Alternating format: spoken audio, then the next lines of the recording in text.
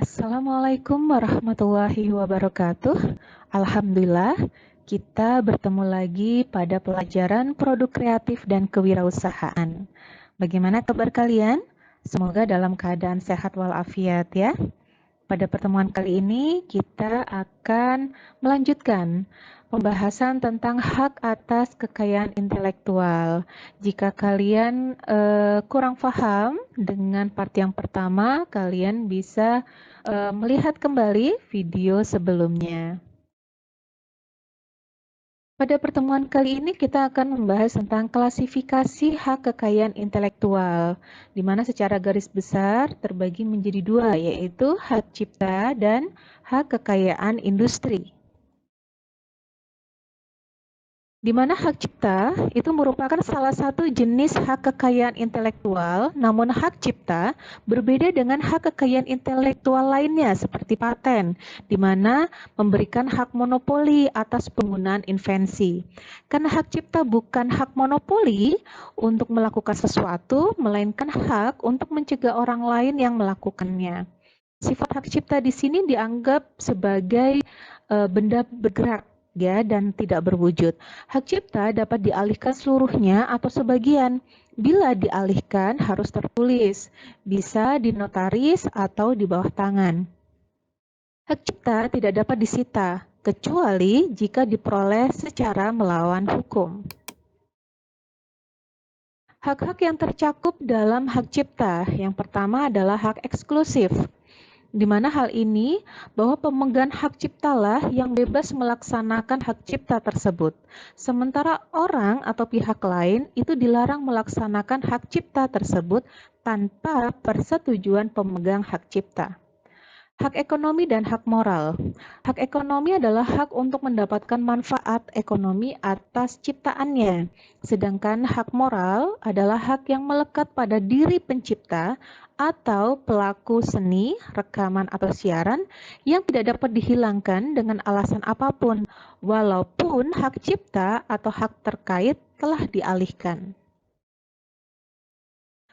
Hasil ciptaan yang dilindungi oleh Undang-Undang Hak Cipta, yaitu Nomor 19 Tahun 2002, adalah karya cipta dalam 3 bidang, yaitu hak cipta ilmu pengetahuan, hak cipta seni, dan hak cipta sastra yang mencakup buku, program komputer, pamflet, perwajahan atau layout karya tulis yang diterbitkan, dan semua hasil karya tulis.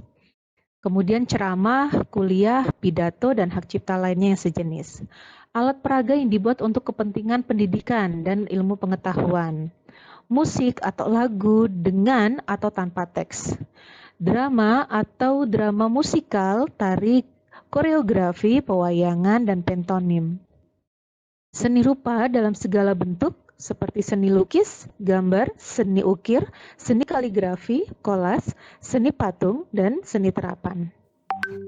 Arsitektur, peta, seni batik, fotografi, sinematografi, terjemahan, ya, bunga rampai, tafsir, saduran, database, dan karya lain yang hasil pengalih wujudan. Nah, yang kedua itu adalah hak kekayaan industri. Nah, hak kekayaan industri adalah hak yang mengatur segala sesuatu tentang milik perindustrian, terutama yang mengatur perlindungan hukum, meliputi hak paten, adalah hak eksklusif yang diberikan oleh negara kepada investor atas hasil invensinya di bidang teknologi yang untuk selama waktu tertentu melaksanakan sendiri invensinya tersebut atau memberikan persetujuannya kepada pihak lain untuk melaksanakannya. Hak merek adalah hak eksklusif yang diberikan oleh negara kepada pemilik merek terdaftar dalam daftar umum merek untuk jangka waktu tertentu dengan menggunakan sendiri merek tersebut atau memberikan izin pada pihak lain untuk menggunakan.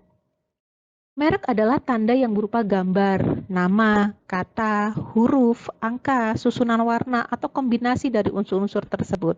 Ini adalah menurut Undang-Undang Nomor 15 Tahun 2001. Hak varietas tanaman. Hak pemuliaan tanaman adalah hak kekayaan intelektual yang diberikan kepada pihak pemulia tanaman atau pemegang PVT untuk memegang kendali secara eksklusif terhadap bahan perbanyakan, misalnya mencakup benih, stek, anakan, atau jaringan biakan, dan material yang dipanen, bunga potong, buah, potongan daun, ya, dari semua varietas tanaman baru untuk digunakan dalam jangka waktu yang telah ditentukan. Di mana hak PVT di sini dapat beralih atau dialihkan. Karena apa? Karena pewarisan, hibah, wasiat, perjanjian dalam bentuk akta notaris, atau sebab lainnya yang dibenarkan oleh undang-undang. Rahasia dagang.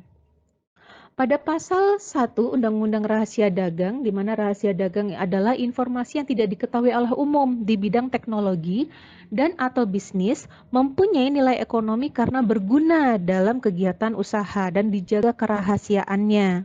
Ya, lingkupnya apa aja? Metode produksi, pengolahan, penjualan, kemudian informasi di bidang teknologi, kemudian ataupun yang lainnya yang sifatnya adalah ekonomi yang tidak diketahui oleh masyarakat. Adapun yang dimasukkan ke dalam informasi teknologi adalah sebagai berikut, yaitu informasi tentang penelitian dan pengembangan, produksi, serta kontrol mutu. Desain industri, di mana menurut Undang-Undang Nomor 31 Tahun 2000 didefinisikan sebagai suatu kreasi tentang bentuk, konfigurasi, atau komposisi garis atau warna, atau garis dan warna, atau gabungan daripadanya yang berbentuk 3 dimensi atau 2 dimensi, yang memberikan kesan estetis dan dapat diwujudkan dalam pola 3 dimensi. Hal ini dipakai untuk menghasilkan suatu produk, barang, komoditas industri, atau kerajinan tangan.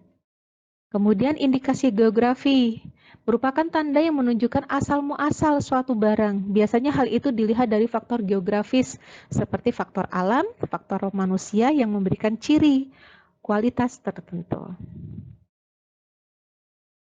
Kemudian yang terakhir ini ya, desain tata letak sirkuit terpadu, di mana suatu produk dalam bentuk jadi atau setengah jadi yang di dalamnya terdapat berbagai elemen. Nah, ada elemen aktif atau sebagian atau seluruhnya, di mana itu saling berkaitan untuk menghasilkan fungsi elektronik. Di mana hak desain tata letak sirkuit terpadu di sini adalah diberikan oleh negara pada pendesain atas hasil kreasinya selama waktu tertentu untuk melaksanakan sendiri atau memberikan persetujuan pihak lain. Kriterianya apa yang dapat dilindungi? Hak desain tata letak sirkuit terpadu diberikan untuk desain tata letak sirkuit terpadu yang orisinal. Kemudian dinyatakan orisinal apabila desain tersebut itu adalah mandiri pendesainnya dan pada saat desain tersebut dibuat itu tidak merupakan sesuatu yang umum bagi para pendesain. Tentu saja desain industri ini harus terdaftar pada Ditjen HKI untuk memperoleh perlindungannya.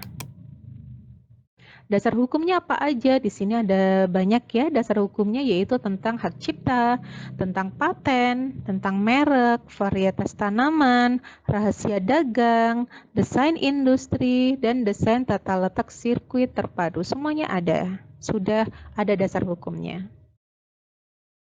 Syarat-syarat karya intelektual yang dapat dipatenkan sifatnya baru. Jadi tidak ada yang mempublikasikan terlebih dahulu, di mana harus diurus dulu agar memperoleh hak patennya, jadi mengajukan permohonan terlebih dahulu. Kemudian bersifat inventif, mana kemampuan untuk mencipta, merancang sesuatu yang sebelumnya belum pernah ada, ya. Kemudian bersifat aplikatif, dapat dilakukan secara berulang-ulang dan memiliki yang namanya tingkat kemanfaatan bagi masyarakat. Jadi itu yang dapat saya sampaikan. Terima kasih atas perhatiannya. Kita bertemu lagi pada part berikutnya. Saya akhiri. Wassalamualaikum warahmatullahi wabarakatuh.